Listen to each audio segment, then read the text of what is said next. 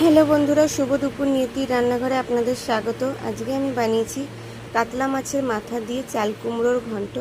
কাতলা মাছের মাথা দিয়ে লাউ ঘন্ট, তারপর চিংড়ি মাছ দিয়ে চাল কুমড়োর ঘন্ট, লাউ ঘন্ট সবই ভালো লাগে। তো কাতলা মাছের মাথা দিয়ে আজকে লাউ ঘন্ট আমি বানিয়েছি।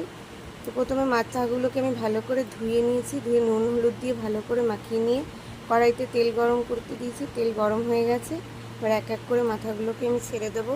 কাতলা মাছের মাথাগুলো আমার ভাজা হয়ে গেছে, একটু কড়া করে ভেজে নিয়েছি।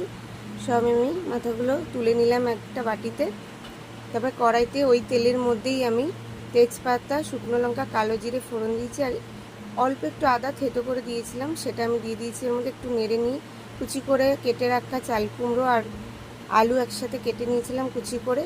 আর ওর মধ্যে 2-3-4টে লঙ্কা আমি চিড়ে দিয়েছি। তার মধ্যে নুন হলুদ দিয়ে আর জিরের গুঁড়ো দিয়ে একেবারে ভালো করে হাই আছে আমি কষিয়ে নেবো ভালো করে।